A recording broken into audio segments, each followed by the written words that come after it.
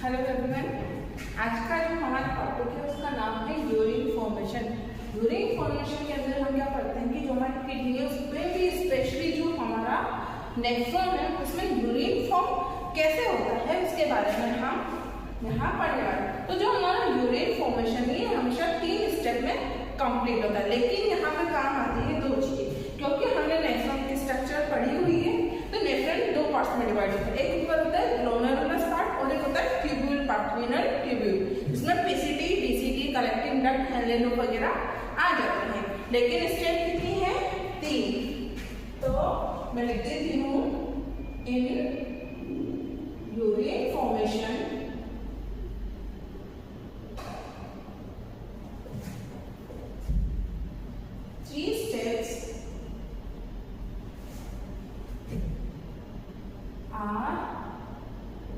Involve. अब कौन कौन सी प्रोसेस है उसके बारे में हम डिस्कस करते हैं।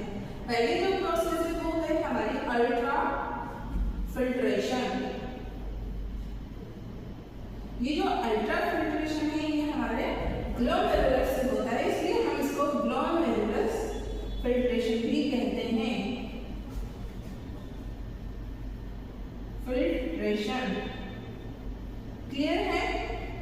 अब बचा क्या ग्लोमेरुलस के अलावा ट्यूबुलर पार्ट।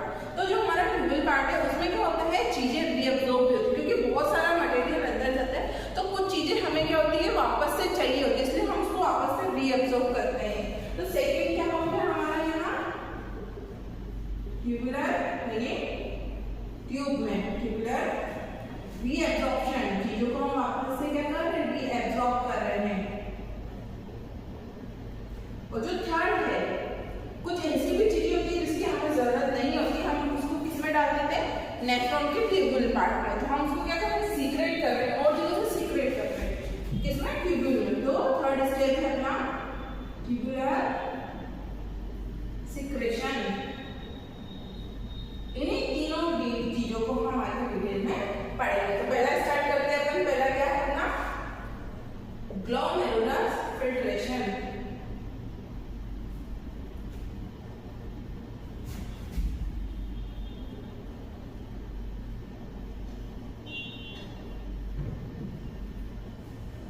ग्लोमेरुलस फिल्ट्रेशन, इसको सबसे पहले डायग्राम में समझते हैं कि कैसे क्या होता है।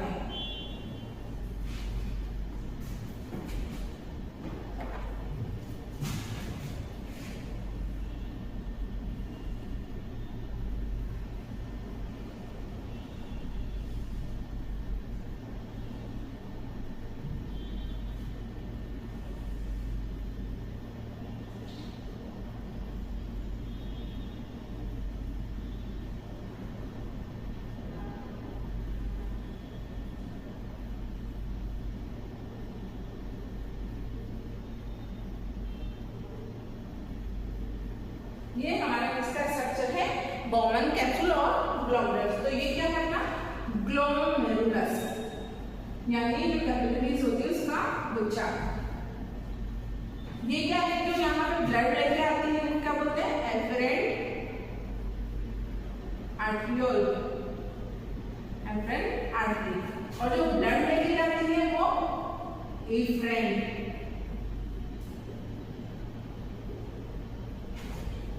इसको हम आर्टरी क्यों कह रहे हैं, आपके दिमाग में चीज आ जाएगी तो ब्लड लेके जा रही है, लेकिन हम इसको आर्टरी क्यों कह रहे हैं। तो बेसिकली क्या होगा, ये सिर्फ यूरिया ये जो वेस्ट मटेरियल को यहाँ पे छोड़ने हैं। ये क्या कर रहे हैं, ऑक्सीजन अभी भी इसके पास है, ये जा रही है तो इसके पास अभी भी ऑक्सीजन, और ऑक्सीजन कैरी करने वाली क्या होती है हमेशा आर्टरी होती है, लेकिन ये लेके जा रही है इसलिए हम इसको एफरेंट बोल देते हैं। ये हमारा क्या हो गया यहाँ पे बॉमन कैप्सूल।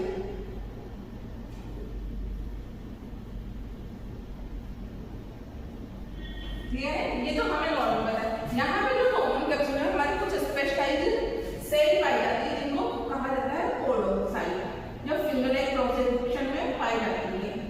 अब ये जो पोडोसाइट सेल के बीच में क्या होता है स्लिट पाई जाता है, पोर पाई जाता है, जिसको स्लिट या पोर कहा जाता है। इन्हीं पोर की वजह से जो हमारा वेस्ट मटेरियल है, जो भी चीजें वो यहाँ पे आ पाती है। क्लियर है। अब जो ये ग्लोमेरुलस फिल्ट्रेशन है इसमें हमारी 3 3 लेयर के बीच में ये होता है। अब आप लोगों को इसमें कह रहे हो कि मैं उसमें 3 लेयर कहाँ है, हमें तो नहीं दिख रही। तो होता क्या है, जो फर्स्ट लेयर सबसे पहले क्या आएगी, चीजें आएगी। एफरेंट से क्या आएगा, ब्लड आएगा। तो क्या सारा ब्लड यहाँ पे आ जाता है, सारी चीजें आएगी ब्लड में से? नहीं, ब्लड में से सिर्फ क्या आएगा, प्लाज्मा। ना WBC आएगी, ना RBC आएगी, ना बड़े बड़े प्रोटीन यहाँ पे आएंगे। सिर्फ आएगा तो क्या, जो वेस्ट मटेरियल है वगैरह और छोटे छोटे प्रोटीन, जो छोटी छोटी चीजें होती है, यानी प्लाज्मा हमारे यहाँ पे आ जाते हैं। क्लियर है यहाँ तक? अब जो सबसे पहले क्या है, ब्लड है। तो ये हमारी कैपिलरीज में क्या होती है, कुछ सेल्स पाई जाती है, एंडोथेलियम, है ना। तो यहाँ पे सबसे पहले कौन पार्टिसिपेट करेगा, एंडोथेलियम सेल। इन दोनों के बीच में कुछ ग्राउंड सब्सटेंस या मैट्रिक्स भरा होता है, जेल है। तो सेकंड हो गया, थर्ड क्या है, बोमन। तो बोमन में इसको में टिश्यू पाया जाता है, तो इसकी भी एपिथेलियम यहाँ पे काम करती है। तो 3 लेयर हो गए। तो इन 3 लेयर के बीच में हमारे क्या होता है, अल्ट्राफिल्ट्रेशन। तो पहला क्या है, एंडोथेलियम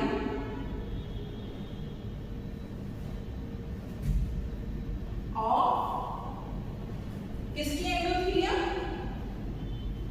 ग्लोमेरुलस की। सेकंड क्या है, ग्राउंड मैट्रिक्स या ग्राउंड सब्सटेंस।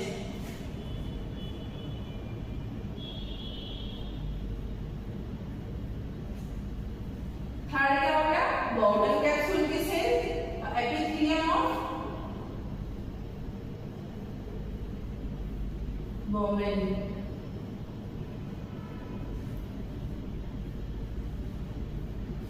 क्लियर है? तो अगर आपसे पूछे कि अल्ट्राफिल्ट्रेशन कितनी लेयर के बीच में होता है, 3। पहला क्या है, ग्लोमेरुलस, इसकी एंडोथेलियम, फिर बीच में जो मैट्रिक्स है वो, फिर बाद में बोमन की कैप्सूल। अब इन तीनों के बीच में क्या होता है, हमारा फिल्ट्रेशन होता है। अब प्रोसेस देखते हैं। हमें पता है, इसके लिए हमें एक चीज याद होनी चाहिए, कार्डियक आउटपुट। कार्डियक आउटपुट हमने हार्ट में पढ़ा हुआ है कि कार्डियक आउटपुट क्या होता है कि 1 मिनट में हमारा हार्ट कितना ब्लड पंप करता है। तो कितना करता है, 5 लीटर ब्लड पंप करता है। अब इस जो 5 लीटर ब्लड है, इसका 1/5 या 20% या 1/5 कहाँ चला जाता है, किडनी में आ जाता है। यानी कि 1100 से 1200 ml ब्लड कहाँ जाता है, हमारा किडनी में। तो ये कहता है अपना एफरेंट हार्ट में। यहाँ पे कितना ब्लड आएगा हार्ट से, 1100 से 1200। क्लियर है? अब ये एफरेंट क्या होता है, यहाँ से कहाँ जाएगा, इन कैपिलरीज से। अब इन कैपिलरीज पे क्या आएगा, प्रेशर लगेगा। तो प्रेशर की वजह से जो प्लाज्मा है वो कहाँ आ जाएगा, यहाँ पे बोमन के ल्यूमेन में। ठीक है? अब क्या 1100 से 1200 पूरा ब्लड यहाँ पे आ जाएगा, पूरा फिल्ट्रेट नहीं। यहाँ पे सिर्फ कितना फिल्ट्रेट आ पाएगा अपने, 125। क्लियर है? ये बात कर रही हूँ मिनट। अगर मैं इसको डे में कन्वर्ट करूँ तो ये हो जाएगा 180 लीटर। एक दिन में 180 लीटर हमारे पास पड़ता है फिल्ट्रेट यहाँ पहुंचता है। अब आप सोचोगे 180 लीटर कितना होता है, इतना तो हमारे पास ब्लड भी नहीं है, इतना कैसे फिल्ट्रेट हमारे पास है। तो याद रखना, ये हमारा यूरिन नहीं है, ये ग्लोमेरुलस के द्वारा आ रहा है, इसलिए हम इसको बोलते हैं ग्लोमेरुलस फिल्ट्रेट। क्लियर है? कितना है 1 लीटर, 125। याद रखना, ये यूरिन नहीं है, ये क्या होता है, इस 125 में से भी क्या होता है, 99% क्या होता है, रिएब्सॉर्ब हो जाता है। सिर्फ कितना, 1% ही आगे जाके बचता है। तो मैं बात करूँ अगर डे के बारे में है तो 180 लीटर में से कितना, 99% रिएब्सॉर्ब हो जाएगा। तो बचा कितना, 1.2 से 1.5 लीटर हमारा यहाँ यूरिन बनता है इन डे। बाकी 1% ये बना है, 99 वापस से रिएब्सॉर्ब हो जाता है। ये जो 125 है, इसी को क्या बोलते हैं हम, ग्लोमेरुलस फिल्ट्रेट। क्योंकि ग्लोमेरुलस से जो यहाँ से छन के आया है वो यहाँ बोमन की कैप्सूल में पहुंच गया, तो इसको हम बोलते हैं ग्लोमेरुलस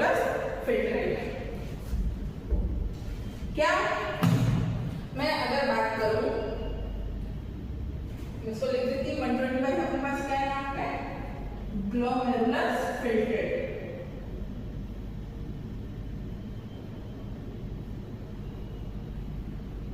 क्या मैं इस ग्लोमेरुलस फिल्ट्रेट रेट को बढ़ा सकती हूँ? बिल्कुल बढ़ा सकती हूँ। कैसे बढ़ाएंगे हम? जैसे फॉर एग्जाम्पल जैसे ये हमारे पास है एफरेंट आर्टरी। ये क्या होती है? जब आती है तो बहुत बड़ी होती है और धीरे धीरे क्या होती है? नैरो होती जाती है। वाइडर से क्या होती है? नैरो होती जाती है। अब कोई चीज पहले बॉडी में छोटी होती जाएगी तो क्या लगेगा? प्रेशर ज्यादा लगेगा। प्रेशर जब यहाँ पे ज्यादा लगेगा तो चीजें इजीली बाहर आ जाएगी यहाँ से। क्लियर है? तो इस वजह से क्या होता है? हम प्रेशर बढ़ाएंगे। अब ये कैसे होगा? अगर हम एफरेंट आर्टरी को कॉन्ट्रैक्ट करते और छोटी करते तो प्रेशर ज्यादा लगेगा। प्रेशर ज्यादा लगेगा तो जीएफआर बढ़ जाएगा, ज्यादा चीजें अंदर आएगी तो बढ़ जाएगा। अगर मैं वेसो डायलेशन कर दूं, मतलब वेसल्स को बड़ी कर दूं, तो प्रेशर नहीं लगेगा। तो यहाँ ग्लोमेरुलर फिल्ट्रेट कम आएगा, तो हम इसको डिक्रीज और इंक्रीज करते हैं। तो पहली स्टेप में सिर्फ कितना सा क्या हुआ, हम इसको ऐसे समझते हैं। पहले अल्ट्रा फिल्ट्रेशन का प्रोसेस है। तो अल्ट्रा फिल्ट्रेशन में हमारे क्या होता है? सिर्फ किडनी में ब्लड आता है। हार्ट का कार्डियक आउटपुट होता है 5 लीटर, मतलब 1 मिनट में 5 लीटर ब्लड ये पंप करता है। अब उसमें से 150 या 20% हमारा आ जाता है किडनी में आर्टरी के थ्रू। अभी 1100 से 1200 ml में बाकी जो जरूरी चीजें होती वापस एफरेंट के थ्रू चल जाती है।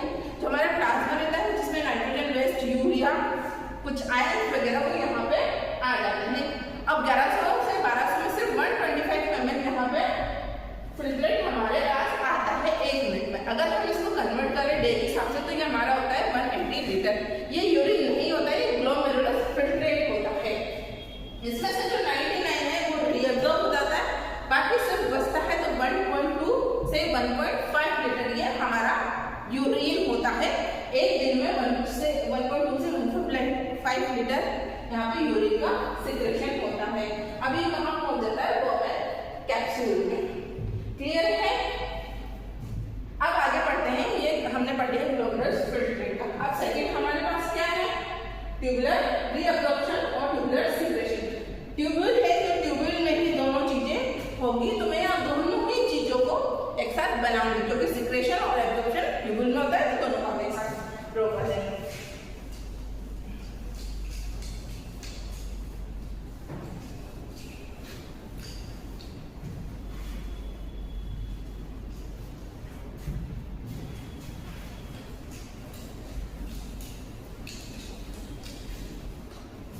तो सबसे पहले बनाते हैं ट्यूब्यूल। ये हो गया हमारा बोवेन कैप्सूल।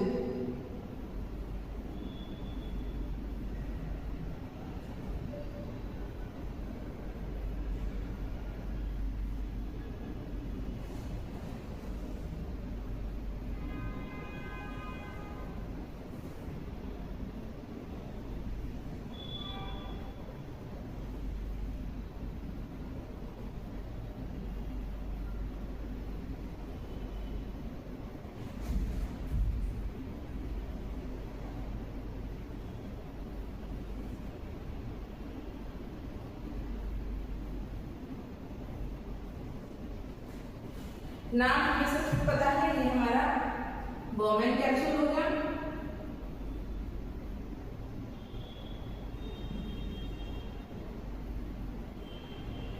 ये हमारा क्या होगा? पीसीटी यानी प्रॉक्सिमल कॉन्ड्रेट ट्यूब्यूल। ये हैंडले का लूप, हैंडलेस लूप। ये क्या हो गया हमारा? डीसीटी यानी डिस्टल, और ये हो गई हमारी कलेक्टिव डक्ट।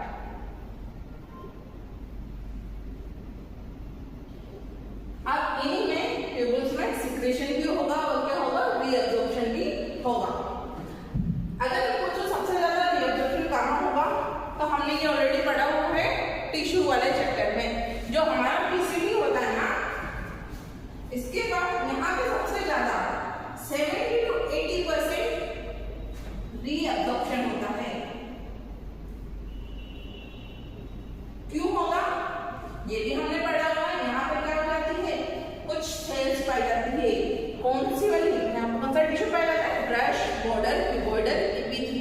ब्रश बॉर्डर क्या काम करता है, चीजों को ज्यादा रीअब्जॉर्ब करेगा, सरफेस एरिया बढ़ाएगा।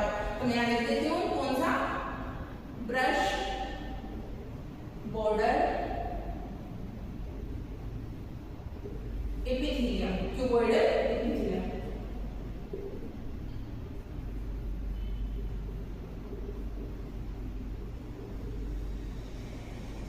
क्लियर है? इसकी वजह से ये क्या करता है, यहाँ पे चीजें ज्यादा एब्जॉर्ब कर पाता है। अब जो रीअब्जॉर्प्शन है ना हमारा, पहले उसके बारे में डिस्कस करते हैं कि जो रीअब्जॉर्प्शन है ये क्या होता है। रीअब्जॉर्प्शन हमेशा दो टाइप का होता है, एक तो होगा एक्टिव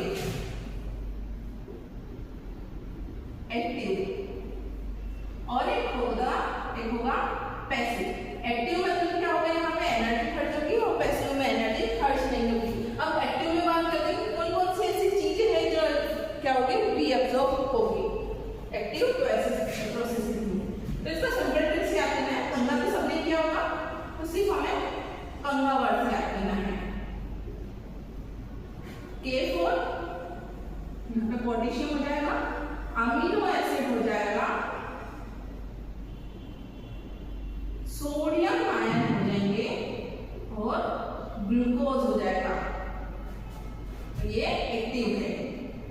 तो समझ में आया, सिर्फ कंगा टर्म्स में याद करना है। तो पोटेशियम, अमीनो एसिड्स और सोडियम और ग्लूकोज, इनका क्या होता है, एक्टिव प्रोसेस के थ्रू यानी एटीपी खर्च करके हम इनको क्या करते हैं, रीअब्जॉर्ब करते हैं। अगर बात करें पैसिव, तो पैसिव रीअब्जॉर्प्शन होता है H2 का, क्लोराइड आयन का, नाइट्रोजन बेस्ड का और बाइकार्बोनेट आयन का। इनका क्या होता है, पैसिवली रीअब्जॉर्प्शन होता है। अब बात करते हैं, और हाँ जब मैं इसको बताऊंगी रीअब्जॉर्प्शन को, तो मैं इस एरो से, ग्रीन वाले एरो से इंडिकेट करूंगी कि रीअब्जॉर्प्शन कहाँ हो रहा है। अब बात करते हैं सिक्रेशन। कभी कभी होता है, हमें पता है कि हमारा जो ये है इलेक्ट्रॉन, इसकी चारों ब्लड वेसल्स आती है। तो ब्लड में क्या होता है, कुछ चीजें ऐसी हो जाती है जिसकी हमें जरूरत नहीं पड़ती, तो हम उनको क्या कर देते हैं, ब्लड के थ्रू इन चीजों को नेफ्रॉन में, ट्यूब्यूल्स में डाल देते हैं। मतलब हम क्या करें, चीजें सीक्रेट करें ब्लड से, किसमें डालें, नेफ्रॉन। तो ऐसी कौन कौन सी चीजें हैं जो हमेशा सीक्रेट होती है, ये होती है पोटेशियम, अमोनिया और H+ आयन। ये चीजें क्या होती है, सीक्रेट होती रहती है। क्लियर है? और जब मैं इसको बताऊंगी तो मैं यहाँ पे ड्रॉ करूंगी इसको रेड वाले येलो से। अब इसको हम बताते हैं, पीसीटी में भी हमारा क्या होता है, पीसीटी में सबसे ज्यादा रीअब्जॉर्प्शन होता है।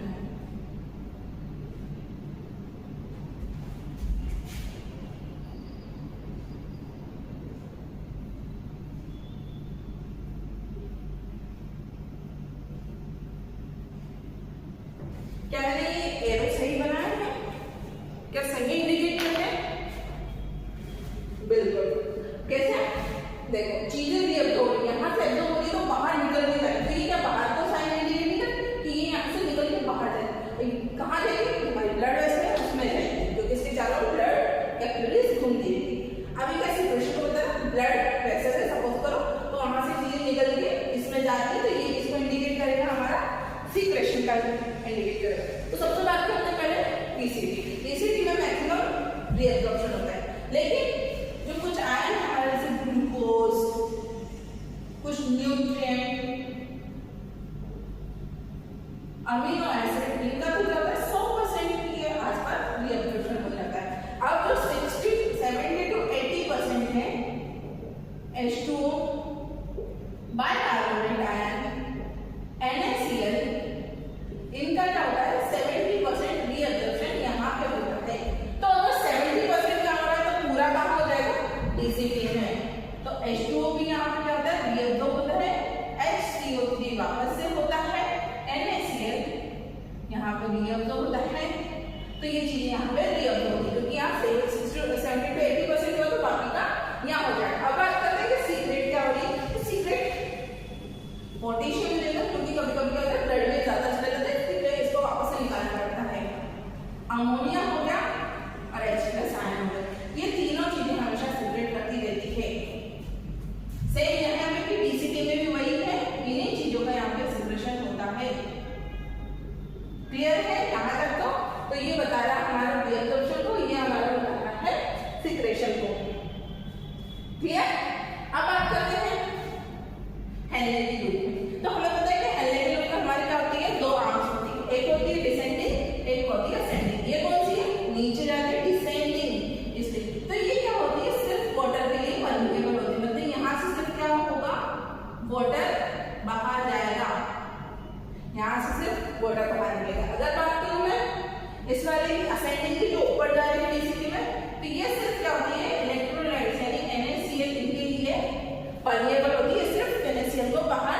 निकालती है।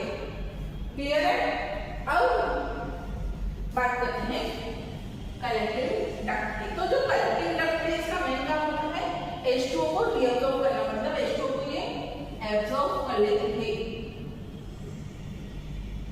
अब H2O को रीअब्सॉर्ब कैसे करती है? क्योंकि हमारे कलेक्टिंग डक्ट में एक हार्मोन पाया जाता है ADH। जो ADH ये क्या करता है, यहाँ पे कुछ चैनल्स पाए जाते हैं जिनका नाम है एक्वा कोरिक, उनको खोल देता है, जिसकी वजह से वाटर का मैक्सिमम रीअब्सॉर्प्शन हो जाता है, बहुत ज्यादा एब्सॉर्प्शन यहाँ हो जाता है। और क्या क्या चीजें यहाँ पे सीक्रेट हो रही है, तो यहाँ पे जितना ये हमारे पास अमोनिया का होना था हो चुका है, अब सीक्रेट नहीं होगा। यहाँ पे सिर्फ K+ और H+ आयन ये सीक्रेट होते हैं, सिर्फ H+ आयन सीक्रेट होते हैं। तो यहाँ H2O बाहर निकलता है, मतलब एब्सॉर्ब होता है, और पोटेशियम और ये सीक्रेट होते हैं। अब ध्यान से सुनना कि होता है, यहाँ पे ब्लड सबकी अमाउंट एक जैसी रहती है। फॉर एग्जाम्पल हमने हमारे प्रोसेस की थी, हमने पहले 10 ग्लास और 10 चम्मच नमक लिए, इक्वल अमाउंट, तो यहाँ पे फिर सेम वही होता है। अब हमें यूरिन बनाना है, मतलब सिर्फ हमें लास्ट में क्या बचाना है, एक चम्मच नमक और 1 चम्मच ग्लास। तो हमें क्या करनी पड़ेगी, 10 से 1 करना है, तो ज्यादा से ज्यादा चीजें हमें क्या करनी है, रीअब्सॉर्ब करनी है, ताकि सिर्फ अमाउंट कितनी बचे, 1 गिलास और 1 चम्मच। तो यहाँ पे जो सॉल्यूशन होता है वो इक्वल होता है, तो यहाँ पे सॉल्यूशन को बोलते हैं आइसोटोनिक, मतलब सॉल्यूट और पानी की अमाउंट एक जैसी रहती है। अब होता क्या है, हैंडलिंग के रूप में बात करते हैं। हमारे पास सॉल्यूट भी है, पानी भी है। अब हम किसी चीज में से पानी निकालते, हमारे पास सॉल्यूट ज्यादा बचेगा, तो यहाँ पे जो कंसेंट्रेशन हो जाएगी वो हो जाएगी हाइपरटोनिक। हाइपर मतलब ज्यादा, इसकी सॉल्यूट की कंसेंट्रेशन। क्लियर है? अब ऊपर बढ़ते हैं, यहाँ पे पानी नहीं, ज्यादा पानी डेवलप नहीं हो रहा, सिर्फ NaCl यानी हमारा सॉल्यूट निकल चुका है। सॉल्यूट निकलते ही सॉल्यूट की कंसेंट्रेशन कम हो जाएगी। क्लियर है? तो सॉल्यूट की कंसेंट्रेशन कम हो जाएगी तो हमारा सॉल्यूशन हो जाएगा हाइपो। हाइपो मतलब कम, क्या, सॉल्यूट। अब होता क्या है, कुछ आयन हमारे क्या होते हैं, पहले ही निकलने लग जाते हैं। अगर ये पहले ही निकल जाएंगे तो जो हमारा हैंडलिंग लूप है ना, इसकी कंसेंट्रेशन बिगड़ जाती है। अब इसकी कंसेंट्रेशन को मेंटेन करने के लिए क्या होता है,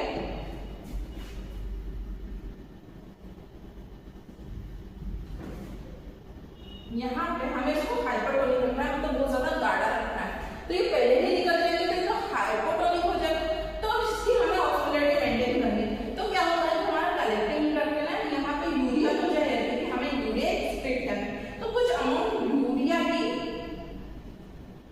और NaCl की वापस से हैंडलिंग के रूप में भेज देता है, जिससे इसकी ऑक्सीडेटिव बनी रहे। क्लियर है? तो ये से हमारा पूरा रीअब्सॉर्प्शन, सीक्रेशन और ग्लोमेरुलर फिल्ट्रेशन कंप्लीट होता है। क्लियर है?